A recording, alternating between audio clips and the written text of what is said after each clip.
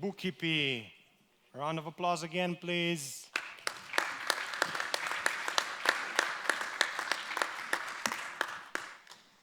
Hey guys, thanks very much for having me. Before we get into the slides, I just want to lay out three things that's super important. Number one is SMEs provide the GDP, like 40 to 60% of the GDP in all EU countries. So it's super important for all of us for them to be good. Number two, like public administration and banks have not been really nice to SMEs about innovation and making their lives easier.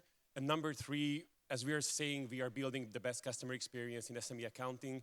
Customer experience and SME accounting or accounting are usually not said in the same sentence. If you want to put a customer experience in accounting on a scale from Apple to a dentist, probably you're here or here, so it's not the best one.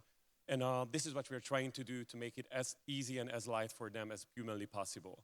So what we do is, or what Bookkeepie does, we are an online B2B platform that helps SMEs with business launch or business registration services, and we are providing accounting services to them. We ourselves are not employing the accountants, we're just outsourcing the work, and we are not telling the accountants how to do actual accounting because they don't really like it, and it's also way easier for us to scale and grow.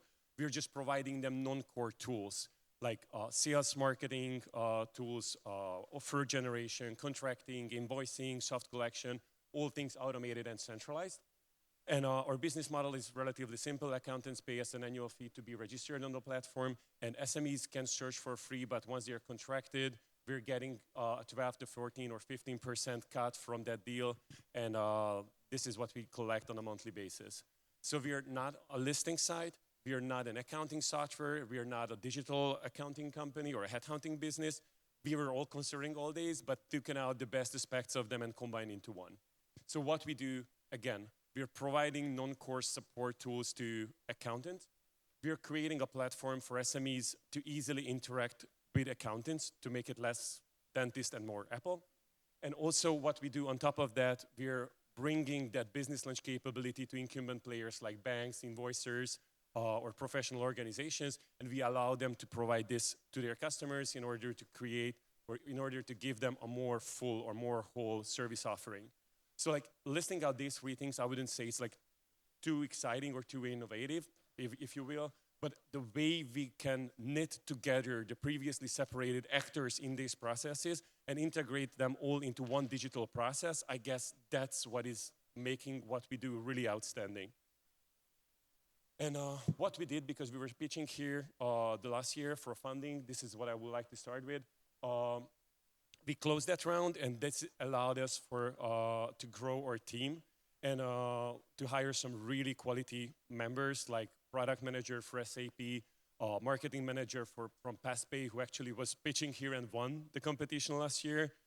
We also have a business developer who has formerly been with PwC, and we also have our first non-Hungarian, non-local management member, this half Serbian, half Romanian crazy guy who lives in Vienna and who led a sales organization in 16 countries before.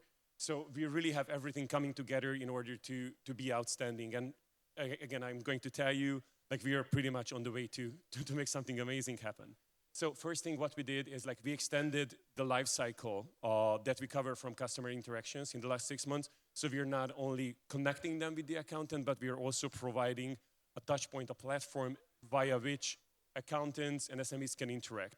This allows us two things. One, we have enormous amount of data. Some of that was fragmented and available. Some of that was not present in the digital space at all. And we have these at our fingertips. Plus, we have a surface via which we can actually get the customer's attention, because if you're calling your accountant, they're not always responding to the phone, but when your accountant calls you, you're going to pick it up. And we're going to digitize that type of touch point. We opened the platform to accountants so we can improve numbers as well. And we have created an AI-based chatbot that sits on top of that platform. And if the SME asks a question from the accountant, it pre-writes the answer, so accountant can send it. If they need to correct it, then we put it into a revision loop. So it's kind of like an automated learning cycle. And also we created some solutions for SMEs who cannot pay for accountants, so they can do self-service or take self-service solution from us. And we believe these changes are for the best. So we are on track to make around 500,000 ARR this year. And also we're expanding internationally. We are present in Romania. We're about to launch in Ireland. And the main reason why we are here is to get in touch with people, colleagues, and friends, or friends of friends in Czech Republic, Slovakia, Austria, or in Croatia who have presence or strong connection to the SME space. Thank you very much for your attention.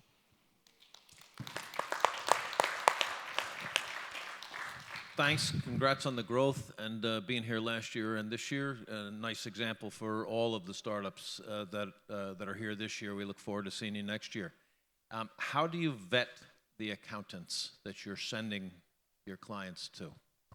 Excellent question. We do have two types of vetting. One is at onboarding, and when they onboard, we check like what are like company history. We check for online reviews. We check for previous customer testimonials. If they can provide the customer testimonials that their former customers were satisfied with them, and also check some things like what are their main activities that they're invoicing for. So if it's like carpentry, probably they're not that focused on accounting. But if their main activity is related to accounting and business administration services that we also allow, they're going to be like class A. But this is still from the outside. And because this is how much you can tell from the outside about an accountant if they're going to be reliable or not. And the other thing that we do is, as we're working together with them continuously, we already have a bunch of accountants with whom we have been working for 2, 3, 4, 5 years. And seeing them constantly performing at a reliable high level, this is like at one point that gives us the certainty that they're going to be good on the longer run as well. And also, you know, to be honest with you, every now and then there are situations when they're not flawless. I guess it's in the human nature. And the way they are reacting to today's difficult situation is what's really telling apart how we are going to go with them in the next 5 years or not. Mine is more of a comment rather than a question.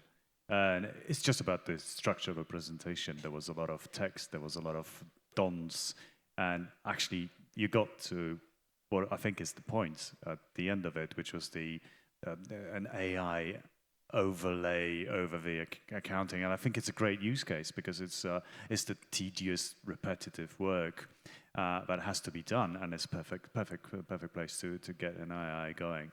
But the thing is, I've got 30 years of background in finance. Whenever I can, I do my own accounting. So I'm maybe not exactly in your target group. So that's just more of a comment than a question here. I guess I can react to both. I mean, if you guys want to ask questions, I'm also happy with that. But I was with PwC for 10 years, so forgive me about the boring management consulting style presentation. I'm not really good at this, I'm sorry. Yeah, thank you so much.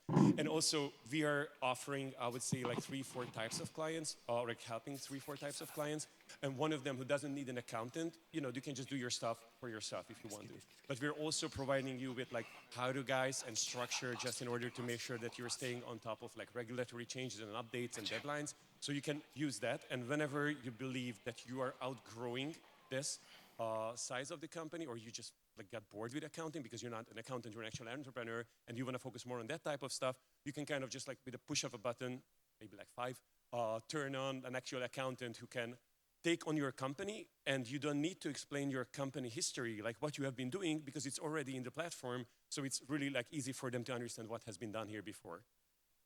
Cheers. Yeah, just wanted to ask for a confirmation.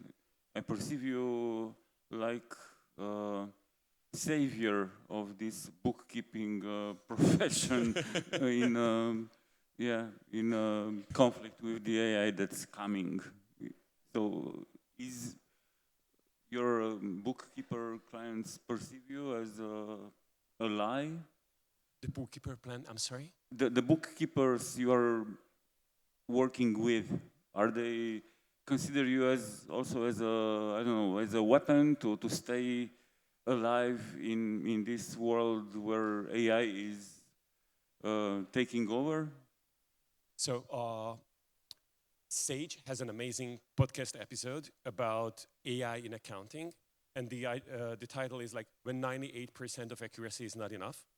And I guess to a vast majority of AI use cases, I guess this is what is going to describe it. You will need to have two things. One is like 100% accuracy or near 100% accuracy. And if you fail to do so, you will need to have somebody who takes ownership and takes responsibility for the issue and knows how to correct it. Until these two are in place, I guess there will be some space for accountants to exist on the market. However, there are a bunch of situations in which the role and the type of task they need to do is going to change drastically. So less bookkeeping and more accounting, less data entry, more advisory. And some of them are on board for that, and some of them are like keen to actually be a part of this change, and some of them say like, I'd just rather retire. I don't want that to happen. By the way, we also have a program in which we're acquiring retiring accountants' portfolios and digitize them and like bring them up to a higher level of like efficiency, or we serve them more efficiently with our larger portfolio than the individual offices have been. So I guess for the coming years, yeah, there will be changes, but we also want to make sure that they're not like falling behind one by one, because they cannot have their own AI, they cannot have their own website in some instances. Like we are providing them all days and kind of like gathering them all together and creating a future and some really effective support for them. Sorry for the long answer. Thank you very much.